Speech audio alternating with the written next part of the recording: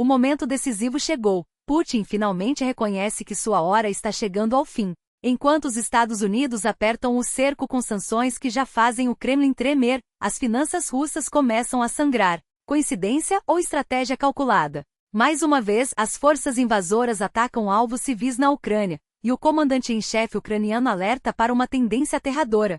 Os recursos humanos do exército russo estão se esgotando e agora, em desespero, enviam ao fronte mulheres e até mesmo notícias falsas. Os Estados Unidos preparam um golpe ainda mais duro contra o ditador, mas será que a máquina de guerra russa e seus aliados conseguirão salvá-lo? Tudo o que você precisa saber sobre os acontecimentos mais urgentes e exclusivos está aqui, com análises profundas e em primeira mão sobre os fatos que sacodem a Ucrânia, a Rússia, a Bielorrússia e o mundo. Donald Trump não deixou barato a arrogância de Putin. Quando um jornalista lembrou que o Kremlin se considera imune às novas sanções americanas, o ex-presidente respondeu com um sorriso irônico: "Fico feliz que ele pense assim. É ótimo. Vou dizer mais, daqui a 6 meses vamos ver como eles vão se virar." Para Putin, as sanções dos Estados Unidos não passariam de um incômodo passageiro, sem impacto real na economia russa. "Não importa", declarou, confiante. "O que vale é que nos sentimos seguros." Mas a realidade é bem diferente.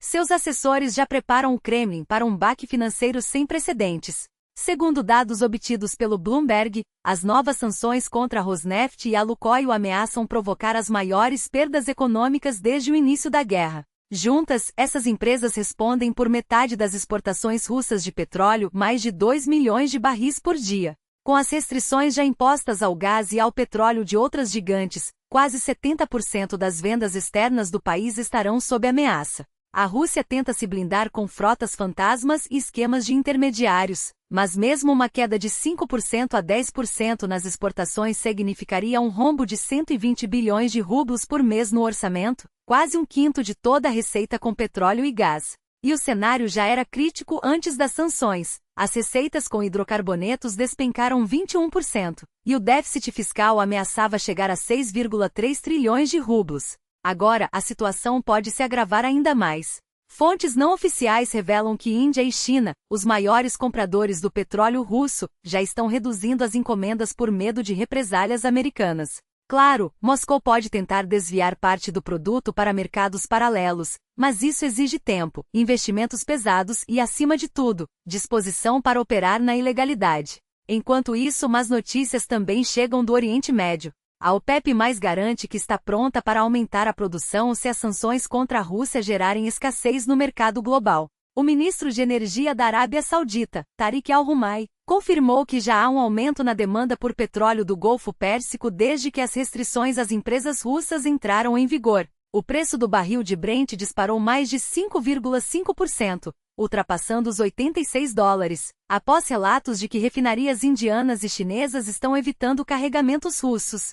Analistas acreditam que o futuro dos preços dependerá da reação da Índia e da capacidade de Moscou de encontrar novos compradores. Desde o início do ano, os países da OPEP+ já aumentaram a produção em 2,7 milhões de barris por dia, e em setembro planejam adicionar mais 137 mil barris diários. Enquanto a Arábia Saudita avança com sua influência, a Rússia vê sua posição no cartel se enfraquecer rapidamente sob o peso das sanções. Uma reunião entre Donald Trump e Vladimir Putin ainda não está descartada, segundo fontes da Casa Branca. Não excluímos completamente a possibilidade, afirmaram. O presidente e sua equipe esperam que em algum momento esse encontro aconteça, mas queremos garantir que seja produtivo, que traga resultados concretos. Caroline Leavitt, porta-voz da campanha de Trump, foi além. O presidente não vê disposição real da Rússia para avançar em direção à paz. Não há interesse genuíno em negociações. Enquanto isso, a tensão nas fronteiras não dá trégua. 2 aviões militares russos, um Su-31 e U-78, invadiram brevemente o espaço aéreo da Lituânia, segundo o Ministério da Defesa do país. O incidente ocorreu na noite anterior, quando as aeronaves entraram pelo território da região de Leningrado, próximo a Kbartai, avançando cerca de 700 metros antes de recuarem. A violação durou apenas 18 segundos, mas foi o suficiente para que caças espanhóis Eurofiguer, em missão de policiamento aéreo da OTAN, fossem acionados. O governo lituano condenou veementemente a provocação. É uma violação grosseira do direito internacional e da soberania territorial da Lituânia. Reagiremos de forma adequada. Moscou, como sempre, negou qualquer irregularidade. O Ministério da Defesa russo afirmou que os voos faziam parte de um treinamento rotineiro na região de Kaliningrado e que as aeronaves seguiram estritamente as regras do espaço aéreo russo sem desvios ou invasões. Tudo foi monitorado por sistemas de controle e o objetivo garantiram. Mas os ataques à Ucrânia não param. Desta vez, a Rússia mirou uma sinagoga em Kherson. A sorte foi que a ogiva não explodiu, como relatou o comandante-em-chefe das Forças Armadas Ucranianas, Valery Zaluzhny. Graças a Deus, disse. Apesar dos danos na estrutura, ninguém ficou ferido. Zaluzhny alertou para uma tendência assustadora e pediu à comunidade judaica que não ignore os alertas de ataque aéreo. Não foi a primeira vez. Em 23 de outubro, uma sinagoga em Kiev também foi atingida. Os invasores continuam atacando infraestrutura crítica, como na região de Kirovorad, onde drones russos deixaram 19 localidades sem energia. Incêndios eclodiram em vários pontos, mas por enquanto não há vítimas confirmadas.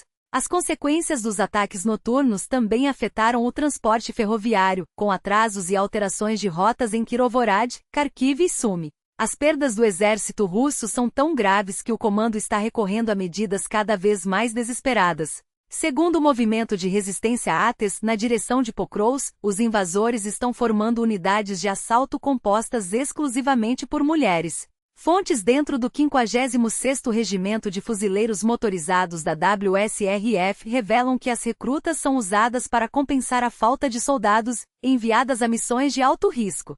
Se o ataque fracassa, elas recebem ordens para se infiltrar em áreas civis, disfarçadas de moradoras locais, e realizar reconhecimento. Não há volta para essas mulheres, suas vidas dependem da boa vontade dos comandantes, que só pode ser conquistada com o cumprimento de tarefas perigosas. Enquanto isso, a carne de canhão escasseia, e o Kremlin recorre a mentiras descaradas. A propaganda russa agora afirma ter estabelecido uma cabeça de ponte na margem direita do rio Dnipro, em Kherson. Mas o Instituto para o Estudo da Guerra desmentiu a alegação, classificando-a como mais uma tentativa de distorcer a realidade. A guerra está longe do fim, e cada dia traz novas provas de que o regime de Putin está cada vez mais acuado. A guerra cognitiva avança sem trégua, e o Kremlin intensifica suas operações para desorientar a Ucrânia e seus aliados. O último episódio dessa farsa foi encenado pelo autoproclamado governador da região ocupada, Vladimir Saldo, que divulgou um vídeo de um soldado russo hasteando 3 bandeiras em uma ilha supostamente conquistada no Dnipro. Segundo ele, as tropas teriam atravessado o rio sob fogo intenso e repelido contra-ataques ucranianos em áreas como Sul. A mentira não parou por aí. Propagandistas russos espalharam narrativas falsas sobre combates em Antoniva e Sadov, tentando vender a ilusão de um avanço inexistente. Mas a realidade é outra. Analistas do Instituto para o Estudo da Guerra confirmam: não há provas de qualquer cabeça de ponte russa na margem direita do Dnipro. As forças de defesa do sul da Ucrânia reforçam que a situação na região permanece sob controle, sem sinais de incursões inimigas. Antoniva e Sadov estão tranquilas, e a infantaria russa jamais pisou nesses territórios.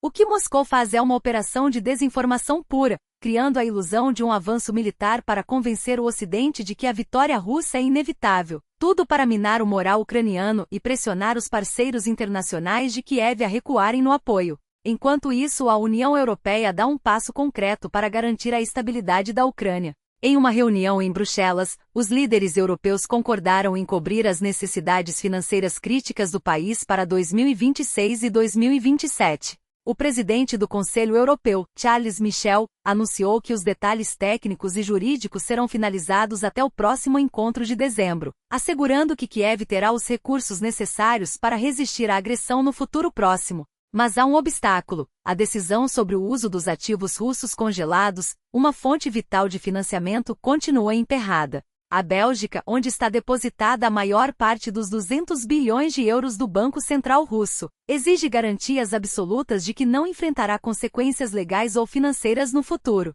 Do outro lado do Atlântico, a retórica de Donald Trump sobre o narcotráfico ganha contornos bélicos. O ex-presidente afirmou que após a Marinha dos Estados Unidos afundar embarcações de traficantes, as rotas marítimas foram desmanteladas. Agora, os carregamentos de drogas seguem por terra. Eles estão vindo por terra. Sabe o que vem depois? A terra declarou, sugerindo que os Estados Unidos poderiam lançar ataques contra alvos em solo venezuelano. A resposta de Nicolás Maduro não tardou. O ditador exibiu seu arsenal de mísseis antiaéreos portáteis Igla-S de fabricação russa, como um aviso claro de que qualquer ação militar americana enfrentaria resistência. Enquanto isso, nos corredores do poder russo, uma cena inusitada chamou atenção. Durante uma reunião do Conselho para a Política Demográfica e Familiar, Valentina Matvienko, presidente do Conselho da Federação, perguntou a Putin se não era hora de ele se aposentar. O líder russo, em tom aparentemente descontraído, admitiu que até pensava nisso. Mas quem vai ficar no meu lugar? A pergunta, mesmo que feita em tom de brincadeira, revela uma tensão latente. Afinal, até quando Putin resistirá? E o que acontecerá com figuras como Matvienko que ousaram tocar no assunto? A guerra continua, as mentiras se multiplicam, e as peças no tabuleiro geopolítico se movem em ritmo acelerado. Cada dia traz novas revelações, novos desafios, e a certeza de que a resistência ucraniana, aliada ao apoio ocidental, é a única força capaz de conter a máquina de propaganda e violência do Kremlin. Mas a pergunta que fica é: até quando o mundo assistirá a essa escalada sem agir de forma decisiva? O tempo dirá. E enquanto isso, a luta pela verdade e pela liberdade segue.